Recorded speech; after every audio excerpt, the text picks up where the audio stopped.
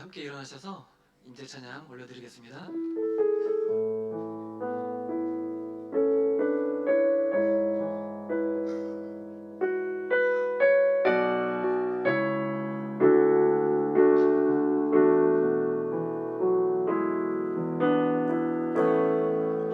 하늘의 문을 여소서, 이곳을 주목하소서. 주를 향한 노래가 꺼지지 않으니 하늘을 열고 보소서. 이곳에 임재하소서. 주님을 기다립니다. 기도의 향기가 하늘에 닿으니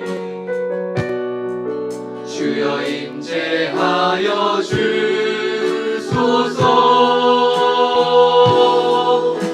이곳에 오셔서 이곳에 앉으소서. 이곳에서 드리는 예배를 받으소서. 주님의 이름만이, 오직 주의 이름만 이곳에 있습니다. 이곳에 오셔서 이곳에 앉으소서. 이곳에서 드리는 예배를 받으소서. 주님의 이름만이, 오직 주의 이름만 이곳에 있습니다.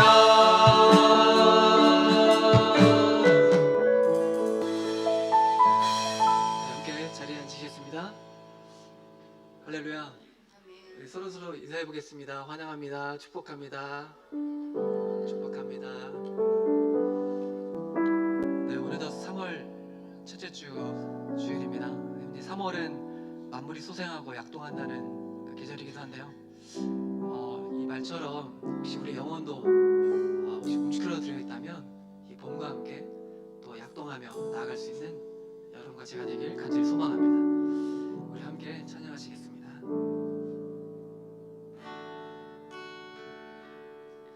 모든 이름 위에 뛰어난 이름, 예수는 주, 예수는 주. 모두 무릎 꿇고 경배를 드리세.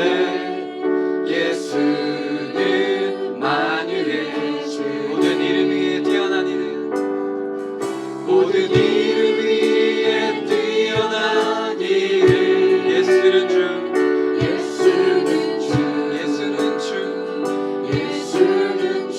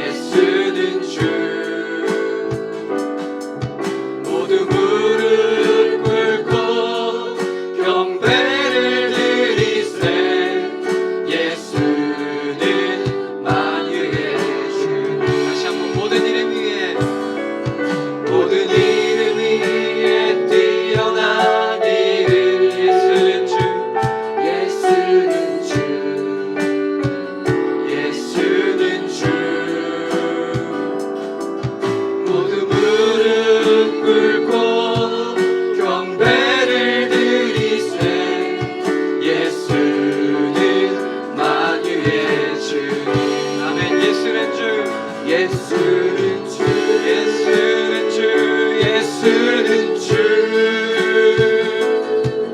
온전한 만물을 얻어 그 보좌 영광을 돌리세 예수 예수 예수는 주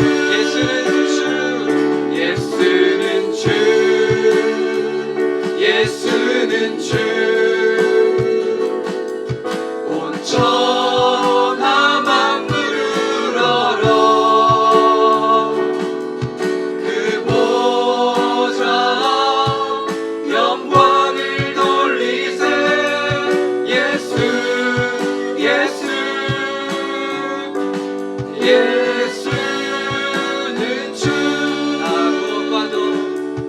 나 무엇과도 주님을 바꾸지 않으리 다른 어떤 은혜 구하지 않으리 오직 주님만이 내 삶의 도움이시니 주의 얼굴 보기 원합니다 나 무엇과도 주님을 바꾸지 않으리 나 무엇과도 주님을 바꾸지 않으리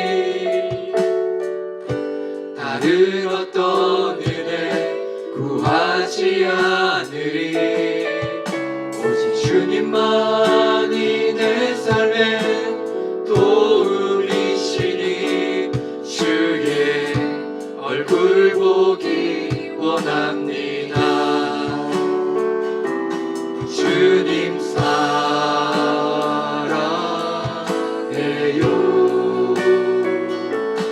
온 마음과 정성 다해 하나님의 진실한 친구 되기 원합니다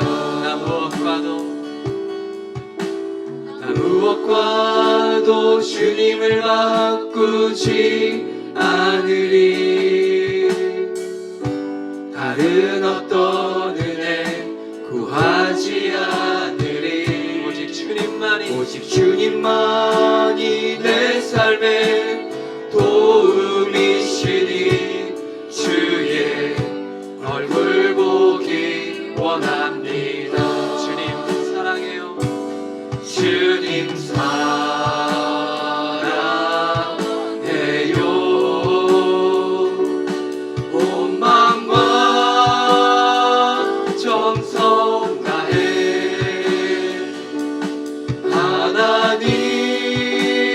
하나님의 신실한 친구 되기 원합니다 주님 사랑해요 주님 사랑해요 온 마음과 정성 다해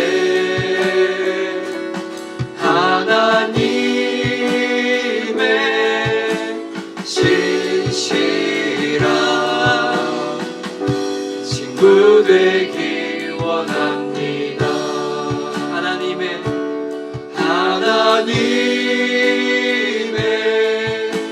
신실한 친구 되기 원합니다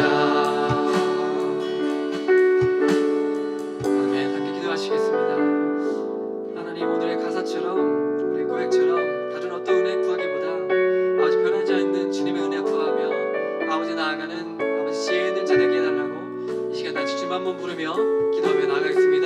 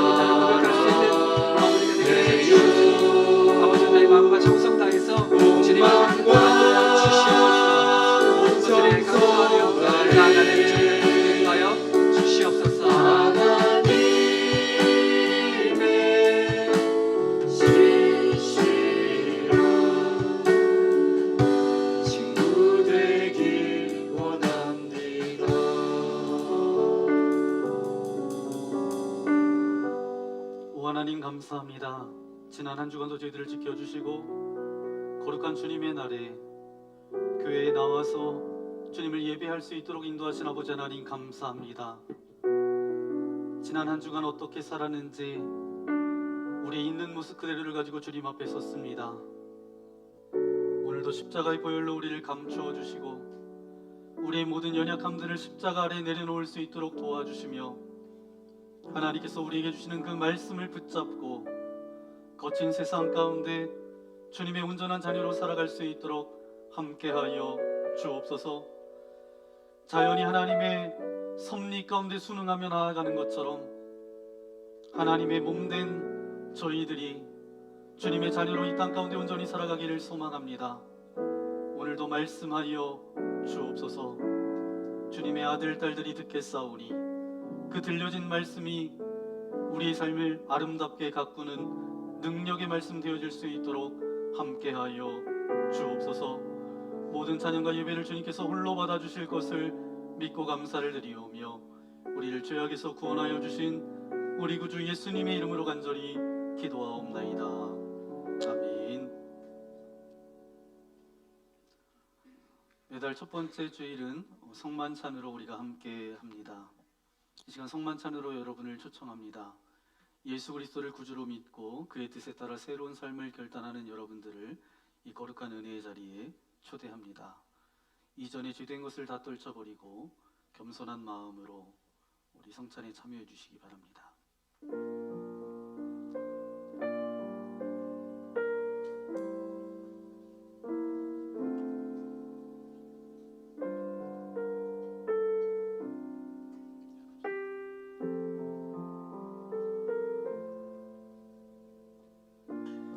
예수님께서 잡히시던 날 밤 떡을 들어 감사 기도를 드리신 후에 제자들에게 돌리시며 말씀하셨습니다. 받아 먹어라. 이것은 너희를 위하여 주는 나의 몸이니 이것을 먹을 때마다 나를 기억하여라. 아멘. 식구의 잔을 높이 드시고 감사 기도를 드리신 후에 제자들에게 돌리시며 말씀하셨습니다. 받아 마셔라.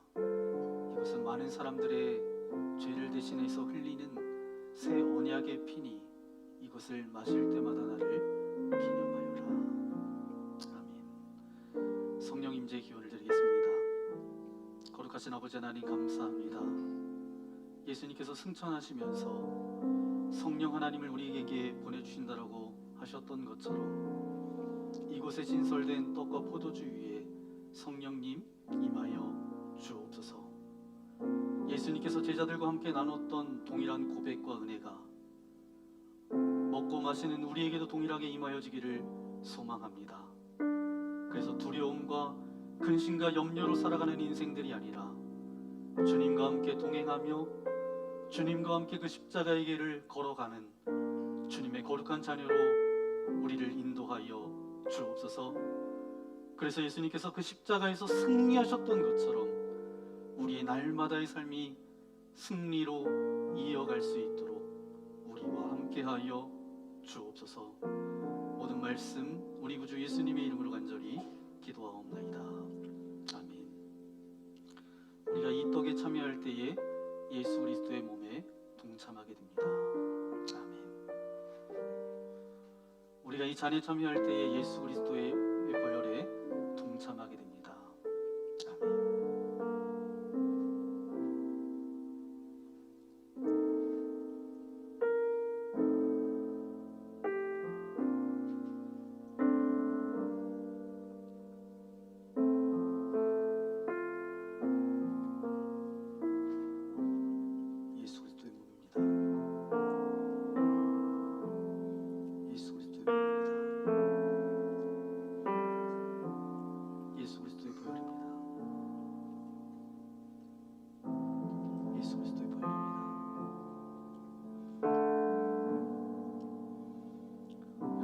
하실 수 있지만 왼편으로 나오셔서 오른편으로 나오셔서 우리 두 분 장로님에게 떡과 포도주를 받으시고 가셔서 여러분의 자리에 앉으셔서 기도하고 그렇게 함께 성찬에 참여했으면 좋겠습니다.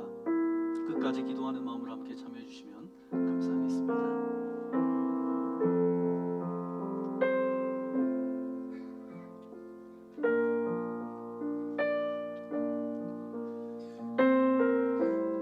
여러분을 위해 주신 우리 주 예수 그리스도의 몸이 우리를 죄와 사망의 몸에서 해방시켜 주십니다.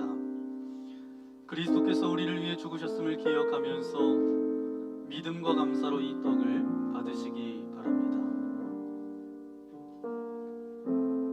여러분을 위해 흘리신 우리 주 예수 그리스도의 보혈이 우리를 사망의 권세를 이기고 영원한 생명에 이르도록 보호해 주십니다. 그리스도께서 우리를 위해 흘리신 보혈을 기억하면서 믿음과 감사로 이 잔을 받으시기 바랍니다.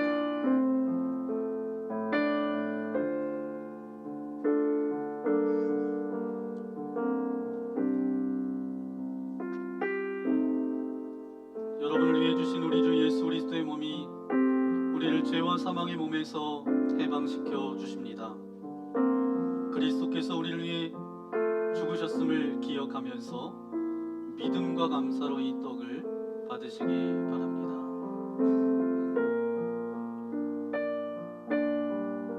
나의 자녀들아, 내가 이것을 너희에게 쓰면 너희로 죄를 범하지 않게 하려 함이라.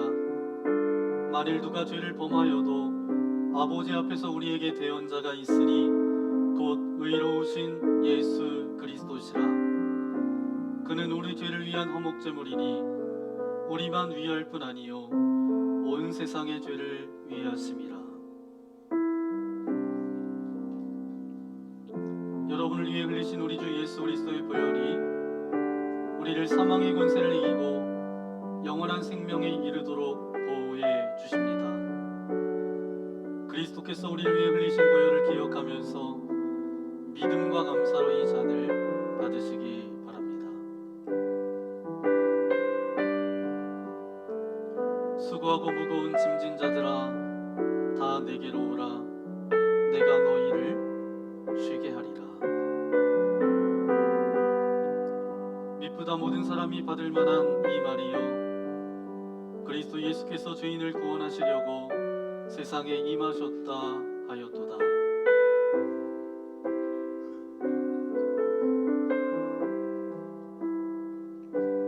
여러분을 위해 주신 우리 주 예수 그리스도의 몸이 우리를 죄와 사망의 몸에서 해방시켜 주십니다. 그리스도께서 우리를 위해 죽으셨음을 기억하면서 믿음과 감사로 이 떡을 받으시기 바랍니다.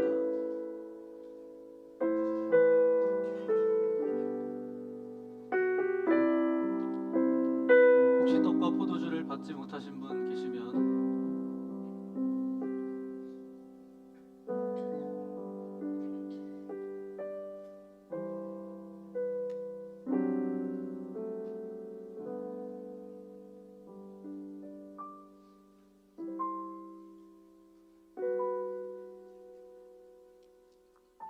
성만찬 후에 감사 기도를 하나님 앞에 올려드리기 원합니다.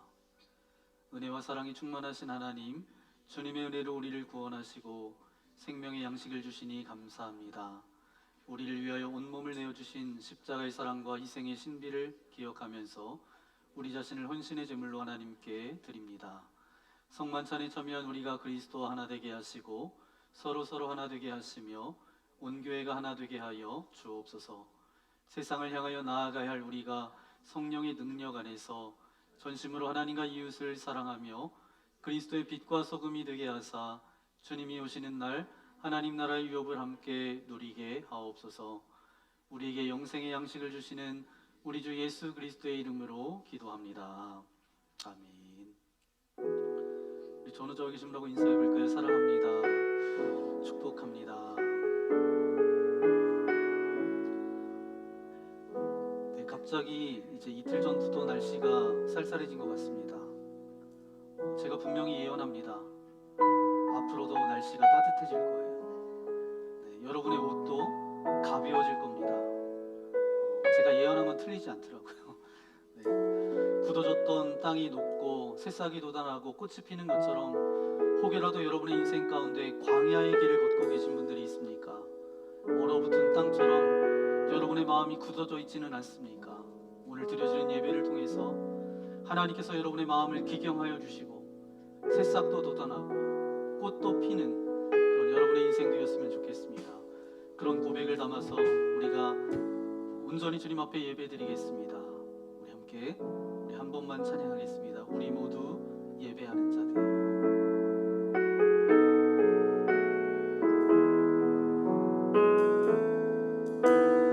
우리 모두 예배하는 자 되요 온전히 영과 진리로 주를 예배하자.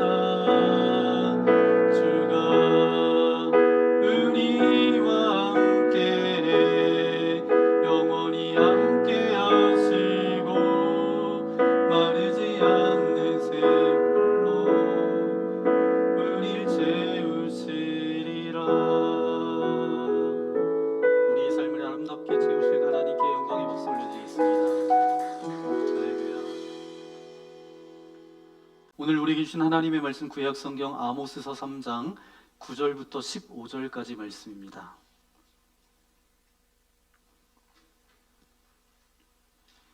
(9절은) 제가 읽고 (10절은) 여러분, (15절은) 한 목소리로 함께 읽도록 하겠습니다.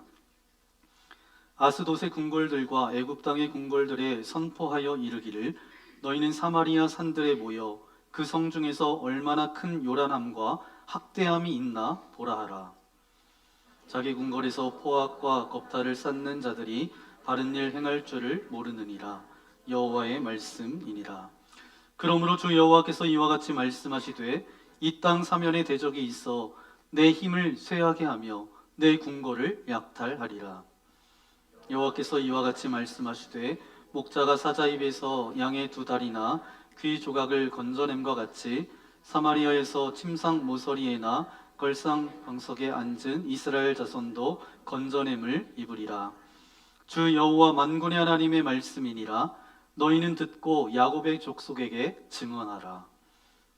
네가 이스라엘의 모든 죄를 보응하는 날에 베델의 제단들을 벌하여 그 제단의 뿔들을 꺾어 땅에 떨어뜨리고 겨울 궁과 여름 궁을 치리니 상하 궁들이 파괴되며 큰 궁들이 무너지리라. 여호와의 말씀이니라. 아멘. 오늘 아모스서 말씀 6번째 말씀 여러분과 함께 나눕니다. 아모스서 3장 9절부터 15절까지 말씀을 가지고 먼저 무너지는 것이 은혜입니다 는 제목으로 말씀을 나누겠습니다. 여러분, 교회를 다니지 않아도, 신앙생활 하지 않아도 잘 아는 성경의 이야기들이 몇 가지가 있습니다. 예를 들면 전혀 한 번도 교회 나와보지 않았어요. 그래도 알 수 있는 성경 이야기가 있는데 그 중에 하나가 바로 다윗과 골리앗 이야기예요. 그리고 모세가 출애굽할 당시에 홍해 바다가 그렇게 갈라졌던 그 사건, 이것은 신앙생활 유무와 상관없이 사람들 대부분이 아는 성경의 내용입니다. 이런 이야기 가운데 하나가 바로 요나 이야기입니다. 요나라는 사람이 있는데 하루는 하나님께서 저에게 사명을 주셨어요. 그래서 니느웨 성으로 가서 내가 그들에게 할 말이 있으니까 내가 가서 그 말을 전해줬으면 좋겠다. 그래서 요빠라는 항구로 갑니다. 그 항구에 갔더니 니느웨로 가는 배가 아니라 다시스로 가는 배가 있었는데 요나가 그 다시스로 가는 배를 올라요. 그 배가 이제 항해를 하고 가다가 여차저차해서 침몰하게 되죠. 그래서 침몰하게 되는 게 아니죠. 요나가 이제 바다에 던져지게 됩니다. 그래서 큰 물고기 뱃속으로 들어가게 되고 거기에서 3일 동안 자기의 잘못을 뉘우치면서 회개해요. 그때 물고기 뱃속에서 토해져서 이제 하나님께서 부탁하신 명령을 느헤미야 사람들에게, 니느웨 사람들에게 그렇게 말씀을 전하는 내용이 요나서의 이야기입니다. 그런데 여러분, 요나가 순종하지 않았던 이유가 뭔지 아세요? 그 이유는 가기 싫어서 거절했어요. 왜냐하면 그 당시 요나뿐만 아니라 그 팔레스타인 지역에 있었던 유대 민족에게는 니느웨는 원수 같은 나라였어요. 자기들을 괴롭혔던 사람이었습니다. 그래서 거기가 망했으면 좋겠고 그 민족들이 좀 안 됐으면 좋겠다 했던 땅이 그 땅이었어요. 그런 땅에 가서 하나님의 말씀을 전하라고 하니까 싫어서 도망친 거죠. 그런데 여러분, 그거 아세요?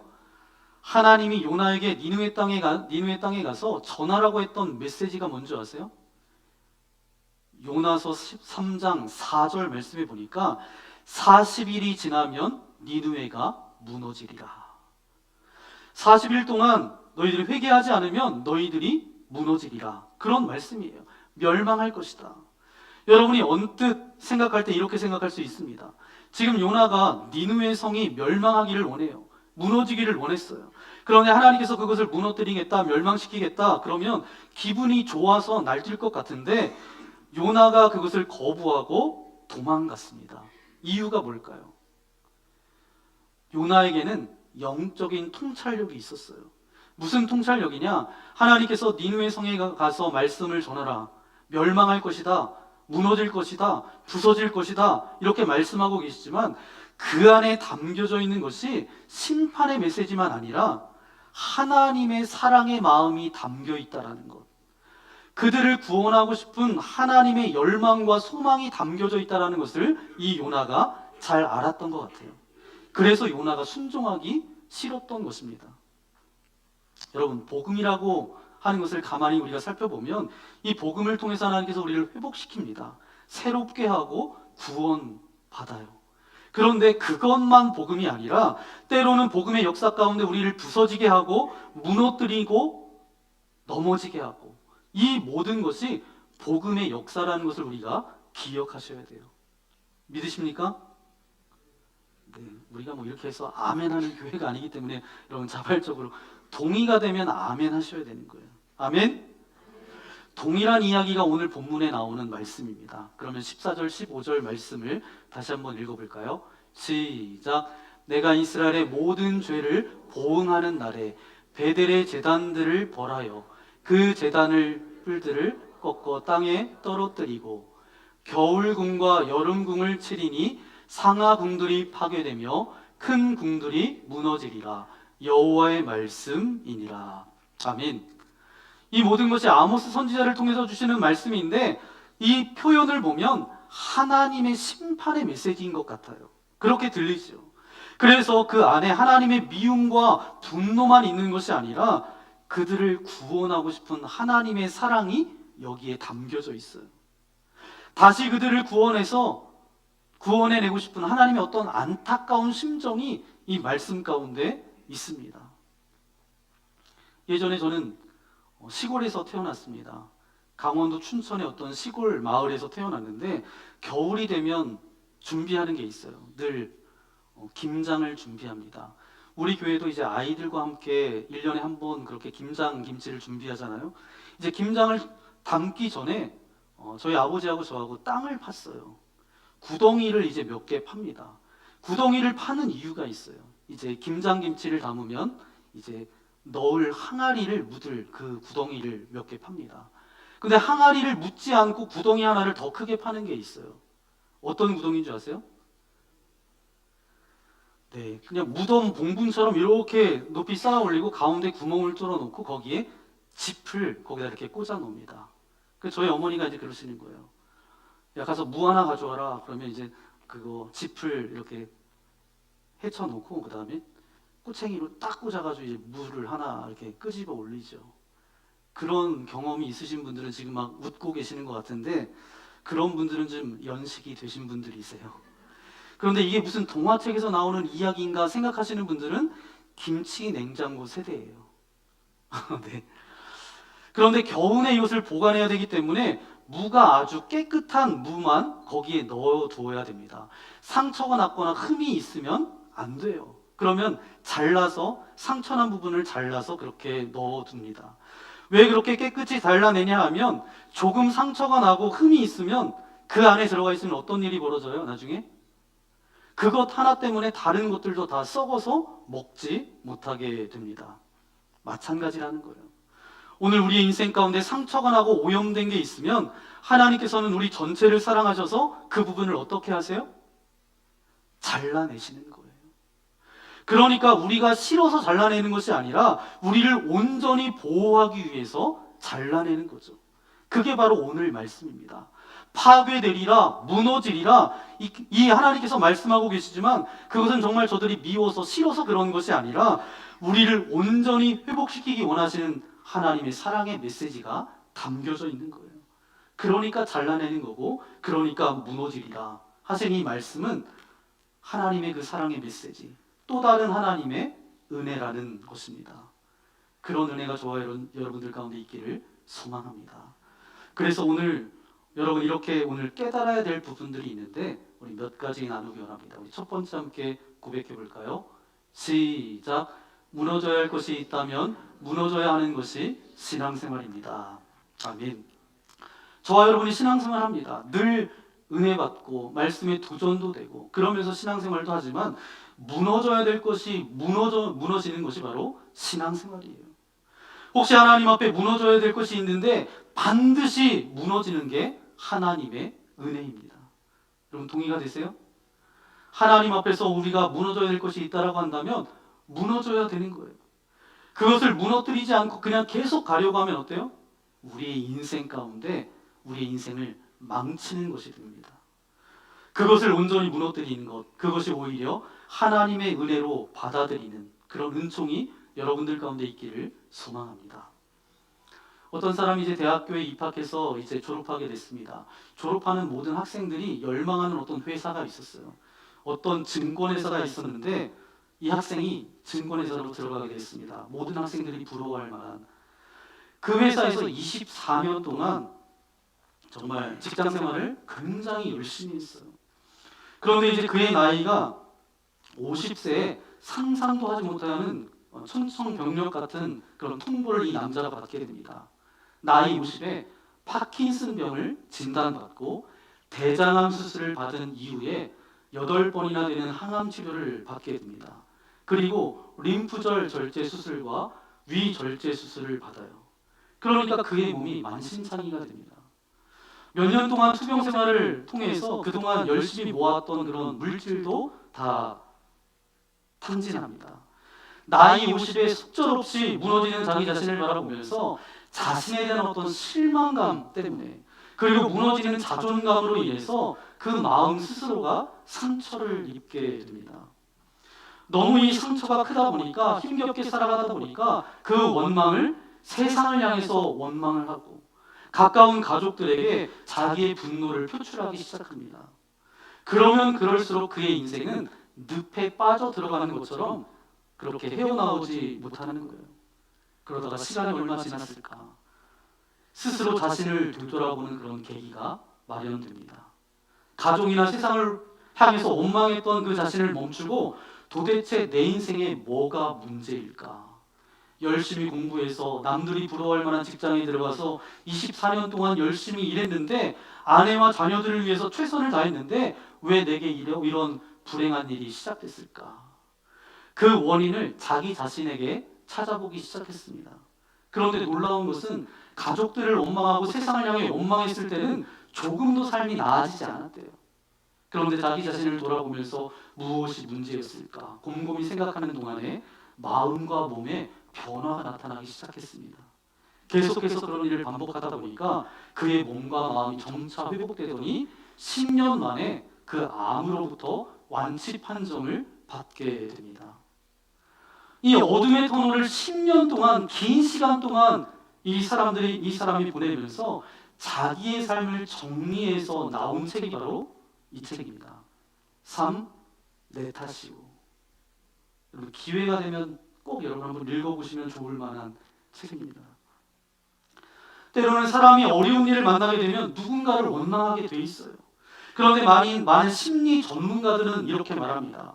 어려운 일을 만났을 때 원망하는 것보다 더 좋은 방법이 있는데 그것은 자신을 돌아보는 데서 문제 해결의 실마리를 찾아야 된다. 이렇게 말해요. 실제로 상담과 코칭 그리고 전문가들을 만나면 그분들이 던지는 질문 가운데 대부분이 어떤 것이냐 하면 자기 자신을 돌아보면서 부족한 점을 고백하도록 돕는 것이 저들의 대부분입니다. 그런데 사실 이런 자기 자신을 돌아보게 하는 것이 저와 여러분, 이 땅에 그리스도인으로 살아가는 저와 여러분에게 굉장히 필요한 일이에요. 특별히 성도들이 하나님 앞에서 하나님 말씀 앞에서 자신을 돌아보며 자신의 부족함이 무엇인지 깨닫고 그것을 입술로 고백하는 것이 필요해요. 이것을 전문적인 용어로는 자기 성찰이라고 말할 수 있습니다. 저도 목회하면서 목사로서 제 삶을 되돌아볼 때가 참 많이 있는데 자기 성찰은 어디로부터 시작되는지 아세요? 하나님을 바라봐야 자기 성찰이 됩니다. 하나님을 바라보지 않는 사람은 아무리 자기 자신을 스스로 성찰해도 올바른 성찰이 나오지가 않아요. 우리 인생에서 가장 힘들고 어려운 때를, 우리의 영혼이 가장 어두운 밤을 지나가며 우리 하나님을 바라보고 하나님 앞에 소망을 두기 시작할 때 하나님의 은혜가 임하기 시작합니다. 우리는 예수님을 나의 주님으로 고백하고 구원받은 존재들이지만 우리가 이 땅 가운데 살아가면서 순간순간 우리 가운데 올라오는 죄의 본성들, 죄의 본능들이 있어요. 여러분, 저와 여러분이 호흡할 때 좋은 공기만 마시는 것이 아니잖아요. 먼지도 함께 들어오는 것처럼 내 삶 가운데 나도 모르는 사이에 수많은 죄들이 우리에게 들어와요. 그러므로 무너져야 될 것이 있다라고 한다면 반드시 무너져야 하는 것이 바로 뭐라고요? 신앙생활입니다. 그렇기 때문에 하나님 앞에서 무너져야 될 것이 있다면 자발적으로 무너져야 합니다. 이것은 영적 성찰이에요. 하나님 그 비추심 앞에서 자기를 돌아보며 무너져야 될 것이 있으면 무너지는 것, 이것이 바로 성숙한 아름다운 그리스도인으로 살아가는 삶의 자세입니다. 그러면 두 번째 한번 고백해 볼까요? 시작. 무너짐을 수용하는 것도 아름다운 신앙생활입니다. 아멘. 무너짐을 수용하는 것, 다른 말로 이야기하면 자복, 통회라고 말할 수 있습니다. 이것이 무엇인가 하면 하나님 앞에 예배드리면서 말씀을 묵상하면서 기도하면서 하나님이 지적하시고 경고하시고 그 하나님의 음성 앞에 나 스스로를 성찰하고 스스로를 슬퍼하며 회개하는 것을 말합니다. 그런데 혹시 내가 스스로 자기를 성찰하고 영적 성찰을 할 수 있을 만큼 영적으로 민감하지가 않아요. 저와 여러분이 영적으로 민감하지 않습니다. 그냥 강팍해요. 그러다 보니까 내가 그게 무엇인지 모르고 살아갑니다. 그런데 하나님께서 우리를 사랑하셔서 누군가를 통해서 우리가 무너져야 될 것을 하나님께서 말씀해 주세요. 내가 미리미리 성찰하면 좋겠지만 그러지 못하고 갔다가 어느 날 예배를 통해서 하나님의 말씀을 통해서 깨달음을 통해서 누군가의 조언을 통해서 그때 내 잘못들을 나도 모르게 쌓아두었던 그 무너져야 될 것을 말씀하실 때 그때 하나님 앞에 통회하며 회개하는 인생, 그런 인생은 아름다운 인생이에요. 그것도 하나님의 은혜라고 하는 것입니다. 지금 니느웨 성이 그랬어요. 제가 초반에 여러분에게 말씀드렸잖아요. 요나 이야기할 때 요나를 통해서 가서 40일 후에 멸망할 것이다. 하나님께서 너희를 무너뜨릴 것이다. 너희는 회개해야 된다. 그 전까지는 이들이 스스로 성찰하거나 자기를 돌아보는 일들을 하지 않았어요.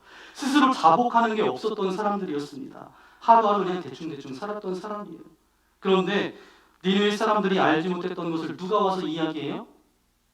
요나 선지자가 와서 이야기합니다. 그때 니느웨 백성들이 그것을 듣고 어떻게 해요? 요나서 3장 5절입니다. 함께 읽겠습니다. 시작.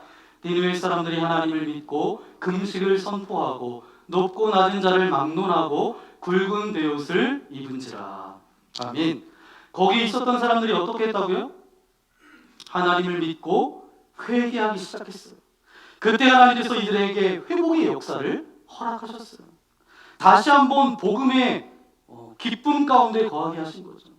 그러니까 누군가의 지적을 통해서 우리가 회개할 것들을 고백하는 것, 그것도 하나님의 은혜인 줄 믿습니다. 그런데 하나님의 지적을 무시하거나 혹은 못 들은 척하면 하나님께서 직접 개입하셔서 삶의 한복판에서부터 무너짐이 시작됩니다. 그럴 때 중요한 신앙적 태도가 뭐냐? 아프지만 고통스럽지만 하나님 앞에 무릎을 꿇는 거예요. 그 아픔을, 그 무너짐을 수용하는 거예요. 하나님께 제가 받아들이겠습니다. 자복하는 것이 신앙인으로서 마지막 가져야 될 영적 자세예요.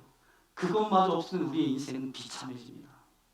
하나님이 이런저런 경고와 지시 앞에 우리가 강박해서 듣지 못하면 그 다음에 어떻게 돼요? 우리의 삶에 하나님이 직접 개입하셔서 우리의 삶 가운데 무너짐이 시작되는데 그 중에 하나가 뭐냐 하면 우리의 내면의 내적인 평강과 기쁨이 사라지는 것입니다. 때로는 좌절과 절망이, 실패와 고통이 있을 수 있어요. 그럴 때 중요한 신앙적 태도가 뭐냐? 아프지만, 고통스럽지만 하나님 앞에 무릎을 꿇는 것입니다. 그 아픔을, 그 무너짐을 수용하는 거예요. 그때 하나님께서 우리를 회복시켜 주십니다. 여러분, 이것하고 똑같아요. 이런 겁니다. 여러분이 자녀들을 키울 때 여러분 자녀들이 언제나 늘 여러분의 마음에 드는 건 아니잖아요. 물론 자녀를 키워보신 분이 오래된 분은 잘 기억이 없으시겠지만 여러분의 자녀가 늘 마음에 드는 건 아니잖아요. 어느 날 저도 보니까 제가 웬만하면 이렇게 저렇게 그냥 이해하고 넘어가는데 어느 부분에서 정말 이해가 되지 않는 거예요. 자녀가 잘못했어요.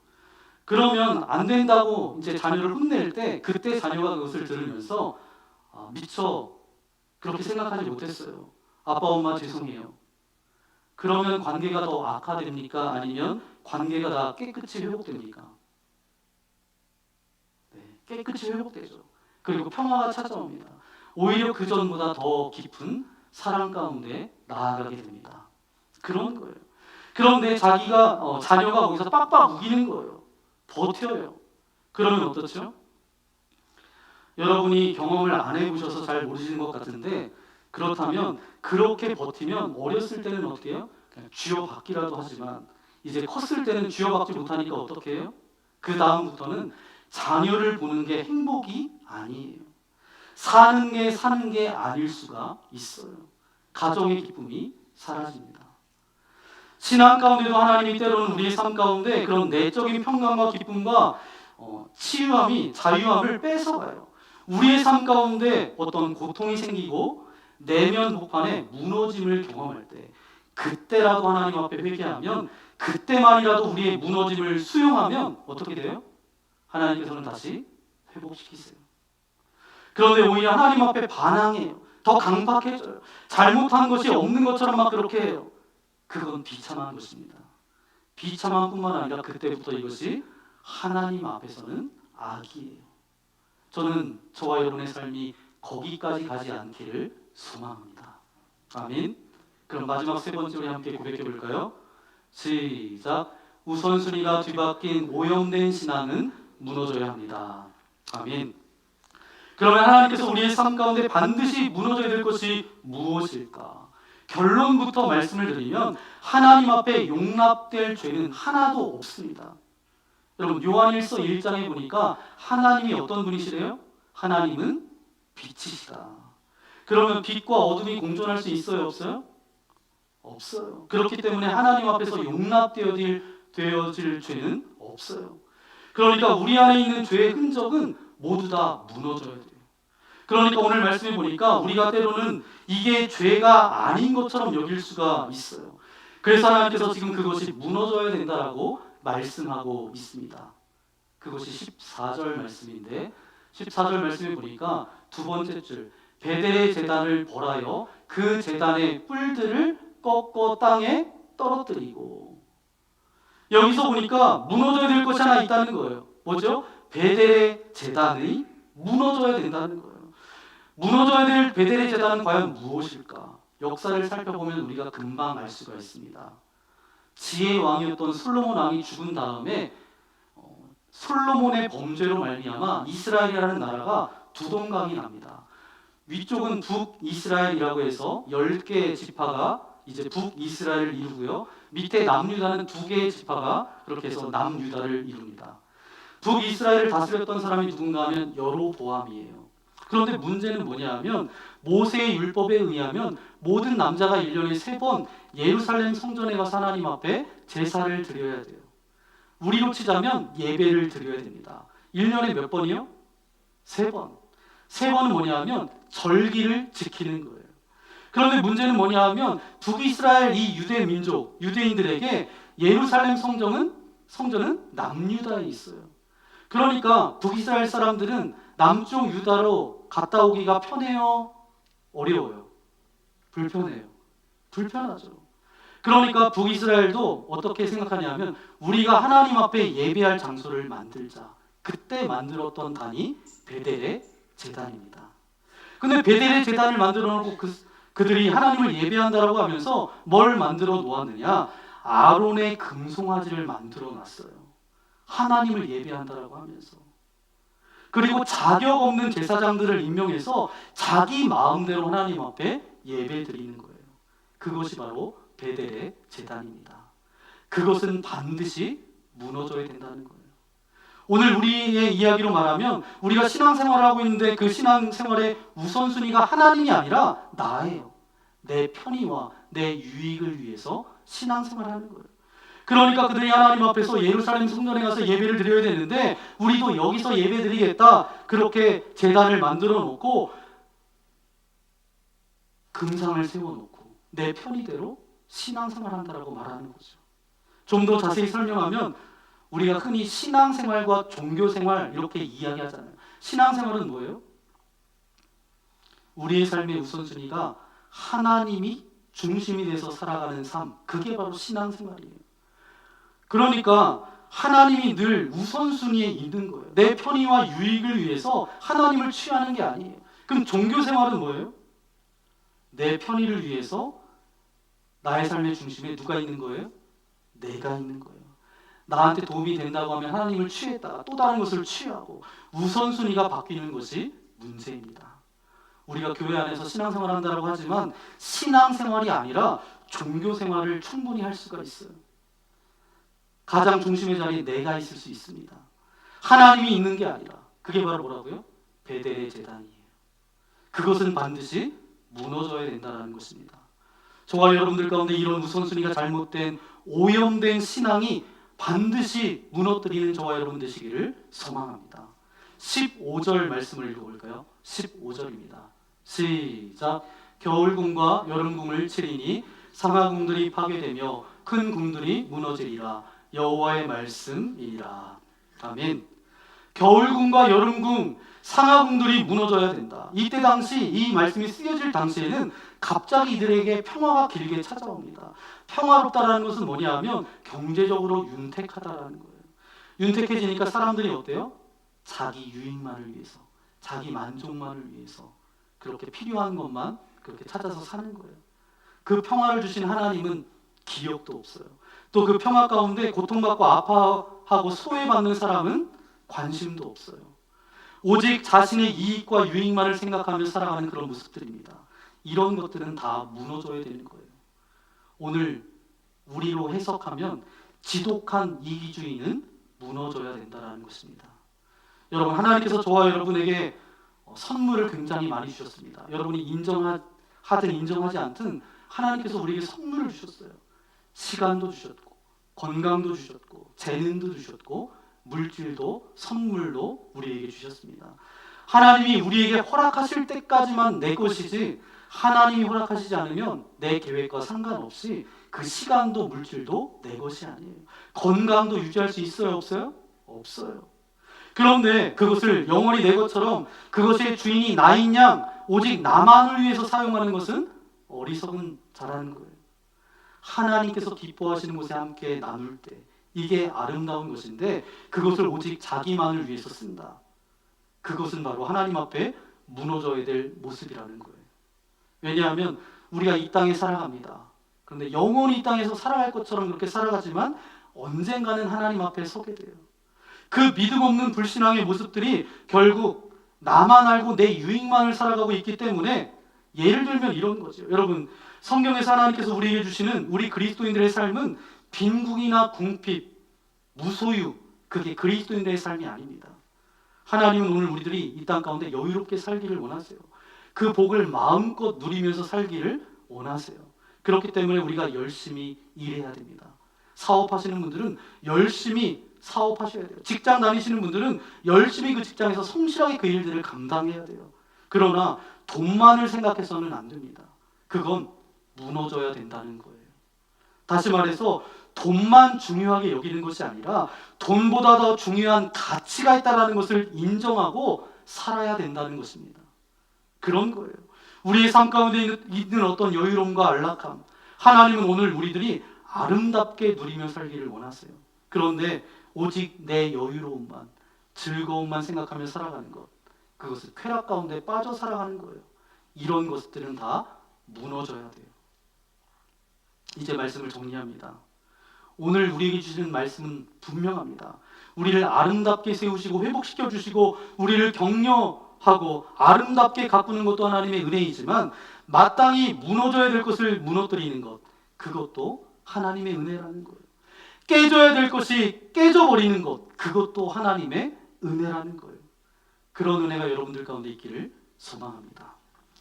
우리나라 최초의 이민의 시작은 1903년에 시작이 됩니다. 그 전까지 우리나라 사람들이 생각했던 것은 외국에 나가서 사는 것은 상상도 하지 못했어요. 그냥 이제 무역을 목적으로 중국에 왔다 갔다 하고 일본에 왔다 갔다 하는 정도였지, 왜 그랬냐면 우리나라가 쇄국 정책, 이제 외부 문물들이 못 들어오게 그렇게 막았으니까 아예 내가 내 삶을 외국에 나가서 삶의 터전을 만들고 살겠다, 이런 생각을 하지 못할 때입니다.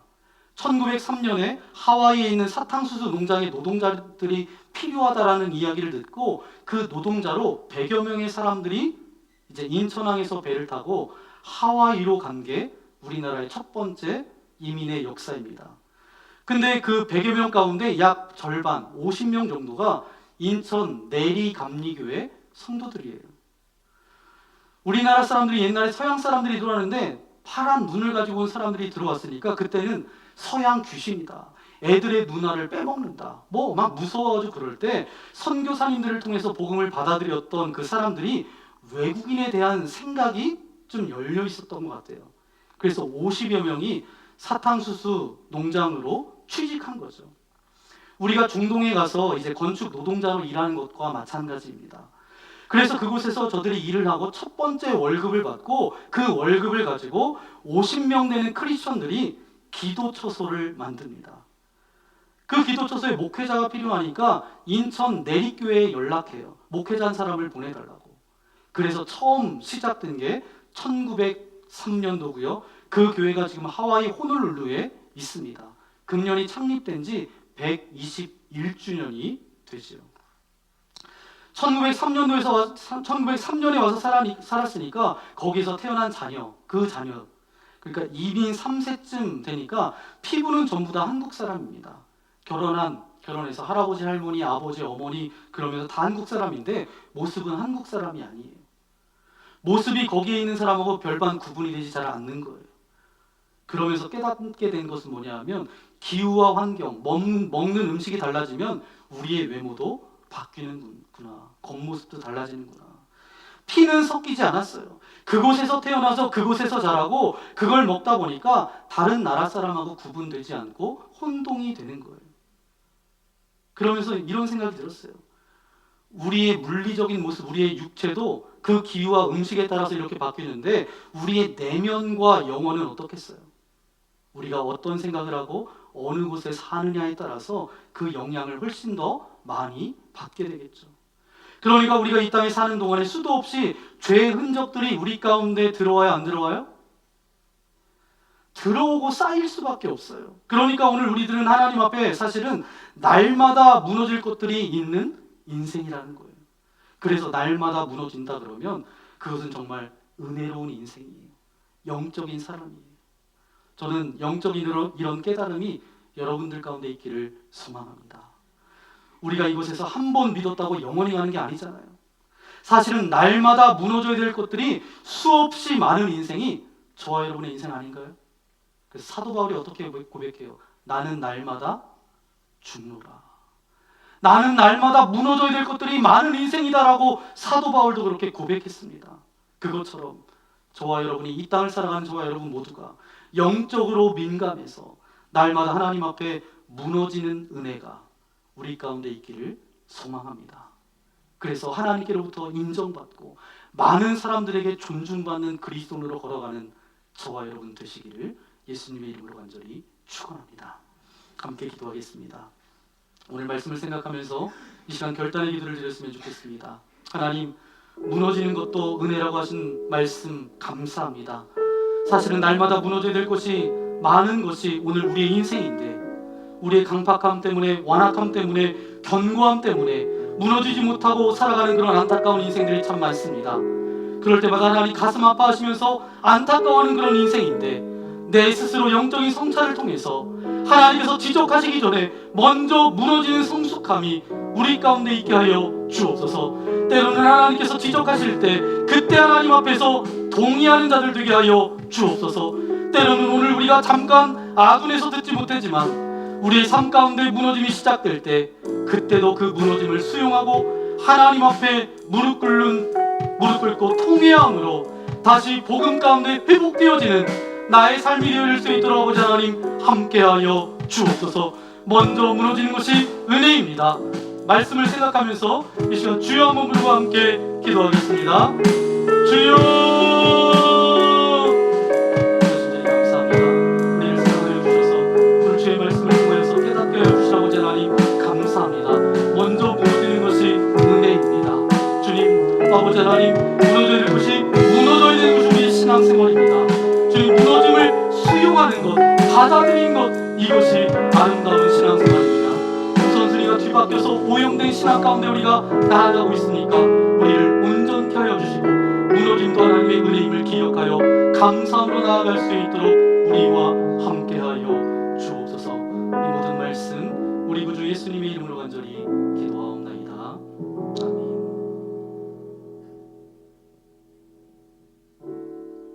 제가 찬양은 잘 못하지만 작년 고등학교 3학년 기간 동안 저와 함께 하신 하나님을 높여드리고 싶어서 이 자리에 섰습니다. 정말 힘들고 마음이 무너졌을 때 이 찬양으로 하나님께서 저를 격려해 주시고 힘을 주셨습니다. 모든 영광 하나님께 올려드리며 저를 위해 기도해 주신 모든 분들께 감사드립니다.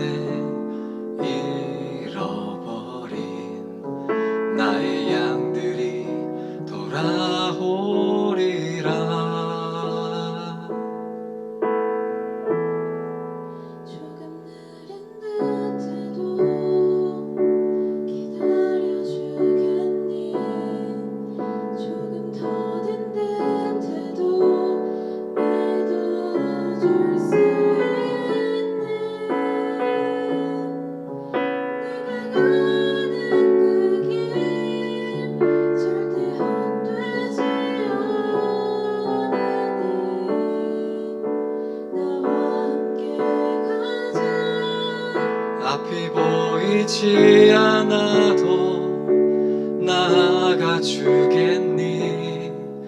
이해되지 않아도 살아내 주겠니?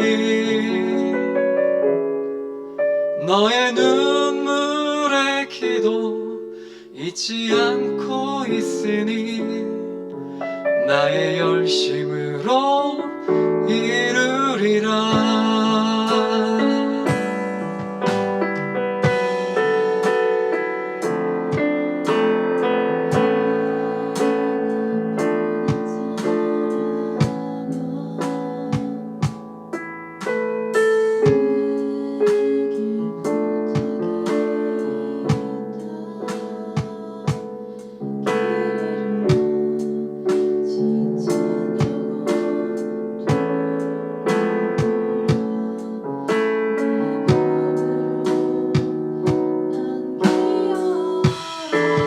조금 느린 듯해도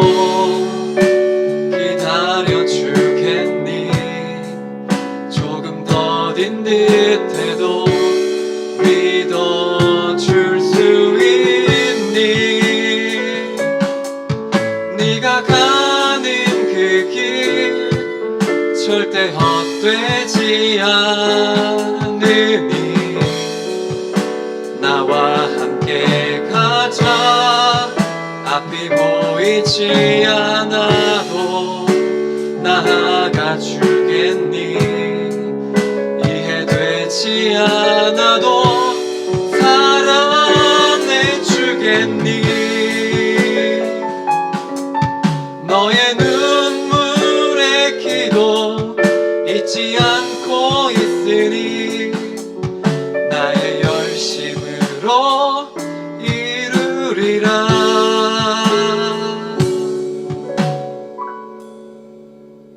내게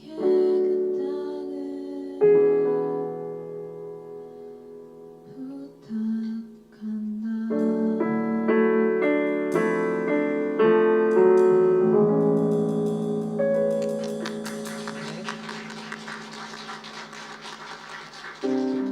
감사합니다. 하나님의 열심이라는 찬양입니다.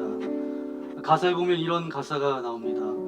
앞이 보이지 않아도, 이해되지 않아도, 때로는 우리 인생 가운데 찾아오는 그런 무너짐이 있더라도 그것이 하나님의 은혜임을 기억하면서 그렇게 믿음으로 나아가는 저와 여러분 되어주기를 소망합니다. 우리의 열심이 아닌 하나님의 열심으로 우리가 하나님의 은혜 가운데 나아가는 그런 저와 여러분 되어주기를 소망합니다. 우리가 이 곡을 부를 수는 없을 것 같아요. 그래서 우리 정결한 마음 주시옵소서라는 찬양인데요, 우리 다 함께 일어나서 오늘 말씀을 생각하면서 함께 별단의 찬양 드리기 원합니다.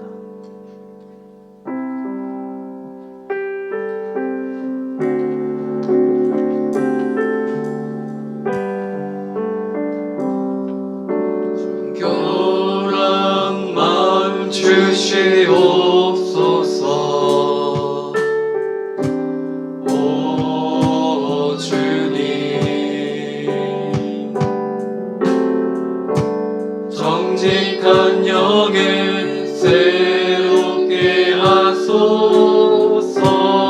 정결한 마음 주시옵소서.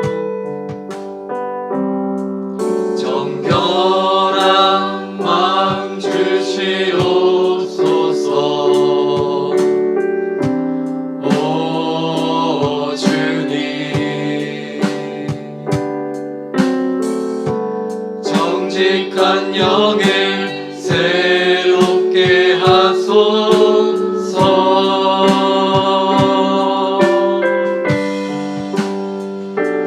나를 주님 앞에서 멀리 하지 마시고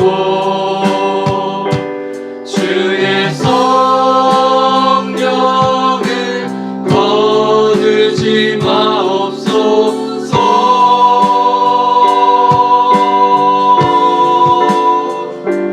그 구원의 기쁨 다시 회복시키시고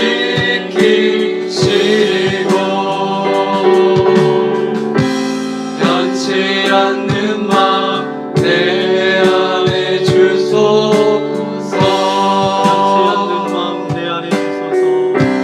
변치 않는 마음 내 안에 주소서. 그렇습니다. 아버지 하나님, 오늘 거룩한 주님의 날 이 아침에 말씀을 통해서 우리를 새롭게 하시고 회복시켜 주시는 것도 하나님의 은혜입니다. 하지만 무너지는 것도 깨어지는 것도 하나님의 은혜임을 깨닫게 하신 아버지 하나님 감사합니다. 무너져야 될 것이 있다면 반드시 무너져야 되는 것이 신앙생활인데, 우리의 신앙 가운데 무너져야 될 것들이 있습니까? 깨어져야 될 것들이 있습니까? 버려야 될 것들이 있습니까? 깨닫게 하셔서 날마다 말씀 앞에 거룩함으로 살아갈 수 있도록 우리와 함께하여 주옵소서. 무너짐이 있을 때마다 그것을 수용하고 받아들일 수 있는 그런 믿음도 우리에게 허락하여 주옵소서. 그것이 또 다른 하나님의 아름다운 사랑이고 메시지임을 깨닫게 하여 주셔서 그 가운데 나를 회복시키고 변화시켜 주시는 그 주님을 바라볼 수 있도록 우리와 함께하여 주옵소서. 오염된 신앙을 가지고 살아가고 있지는 않습니까? 우선순위가 뒤바뀌어서 하나님의 마음을 안타깝게 하고 있지는 않습니까? 말씀으로 다시 한번 우선순위를 새롭게 하여 주시고 주님이 내 인생 가운데 주인 되어 주셔서 나의 삶을 다스려 주시고 이끌어 주시는 인생 되어질 수 있도록 함께하여 주옵소서. 그런 고백을 담아 귀한 물질을 주님께 올려드립니다. 기뻐 받아주시며 주님을 위해서 아름답게 쓰여지고 드려진 손길과 가정과 일터와 사업장을 주님께서 붙들어 주셔서 물질 때문에 어려움 당하지 않도록 인도하여 주옵소서. 육신의 질병과 연약함과 근심과 염려와 섭섭함과 관계의 문제도 주님 앞에 올려드리오니 주님 이 시간 임하여 주셔서 우리의 모든 질병들 떠나갈지어다, 사라질지어다. 모든 근심과 염려들이 변하여서 하늘의 기쁨을 만끽할 수 있도록 우리와 함께하여 주옵소서. 한 주간 살아갑니다. 믿음으로 살게 하여 주시고 사도 바울이 고백했던 것처럼 나는 날마다 죽노라. 먼저 무너지는 은혜가 우리 가운데 있게 하여 주옵소서. 이제는 이 땅 가운데 찾아오셔서 우리에게 영원한 생명과 소망을 허락하여 주신 예수 그리스도의 크신 은혜와 하나님 아버지의 넓으신 사랑하심과 성령 하나님의 위로교통 함께 하여 주심이 먼저 무너지는 것이 은혜입니다. 날마다 자복하고 통회함으로 자아성찰과 영적인 성찰을 통해서 날마다 주님의 거룩을 닮아가겠습니다.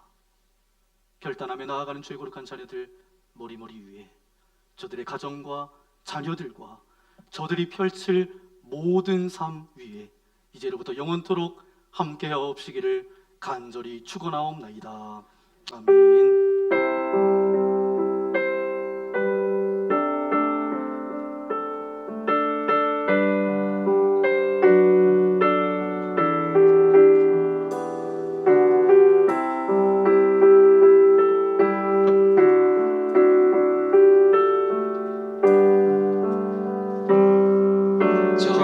정결한 맘 주시옵소서.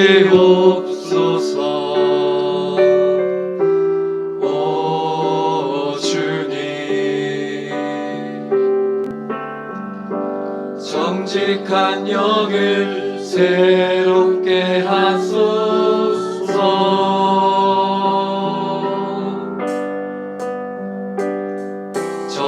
정결한 맘 주시옵소서. 오 주님, 정직한 영을 새롭게 하소서.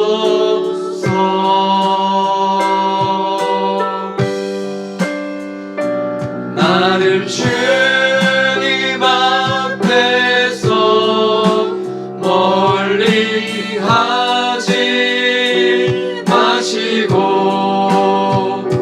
주의 성령을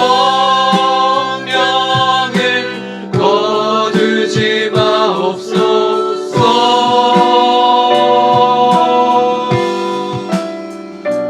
그 구원의 기쁨 다시 회복시키시고 변치 않는 마음 내